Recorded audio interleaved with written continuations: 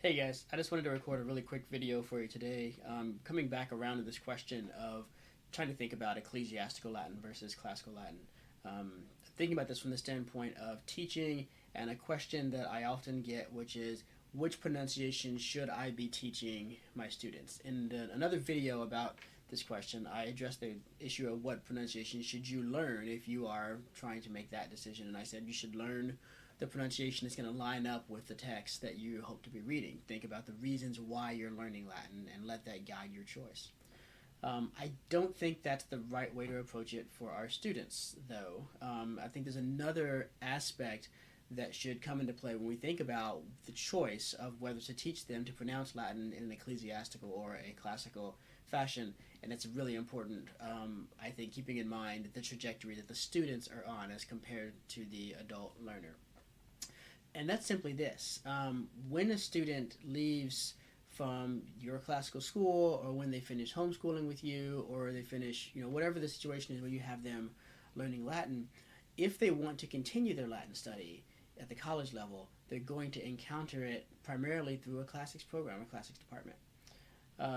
Even before they get to the college level, if you think about them interacting with other students who have been studying Latin, they do things like the National Latin Exam, they do things like Junior Classical League or whatnot. These are all going to be based on classical Latin pronunciation.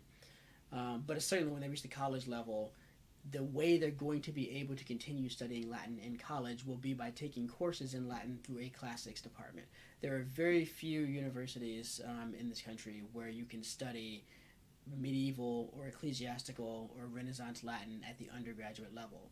Courses that are specific to those types of things are almost entirely at the graduate level in this country at this point in time. So it's a 95% certainty that where they're going to be engaging with their language in college is going to be in a classics program where they will be expected to know how to pronounce it the classical way.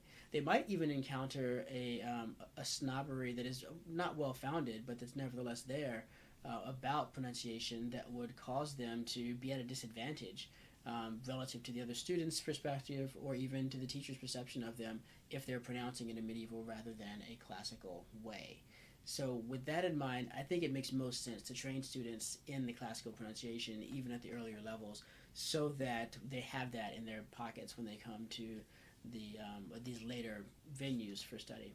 Another aspect of this that I think is maybe worth considering too is that the way that I teach Latin, at least, I want the students to be thinking about the history of the language prior to where we're coming in and teaching them. Our instruction in Latin is focused on Cicero, Caesar, Virgil, these sorts of things, and later. But I want them to think about where these things came from. And especially I want them to be able to think about the forms and how the various forms came about. Learning morphology is nobody's favorite part of doing Latin. And it can be very overwhelming, and it can seem like this very arbitrary task. And the forms are, why is Latin doing this to me? If they can go back and see that there's a historical reason why these forms look the way that they do, that they're rooted in a single set of endings that was added to any word to make it into these other cases, that can be incredibly helpful.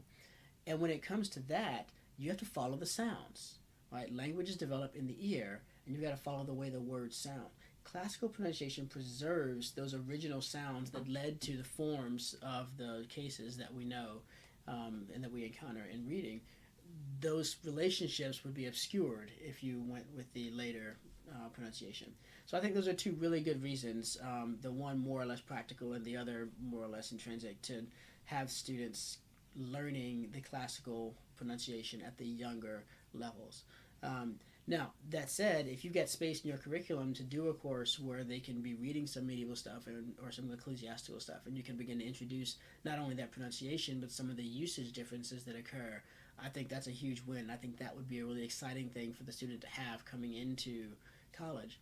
And I would also say that it's very important, if we're going to teach them the classical pronunciation, that we avoid passing on the unfounded prejudice that it's better, or that the other is in some way barbaric or a fall from grace or something like this.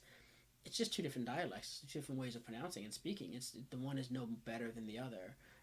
It's just that in the culture of study of Latin that the students are going to be introduced to, there are some preferences, and there's a center of gravity, if you will, in that study, and it makes sense at the early stages of a student study to go along with that gravity, even if they're ultimately going to get on a trajectory that will have them departing from it later on.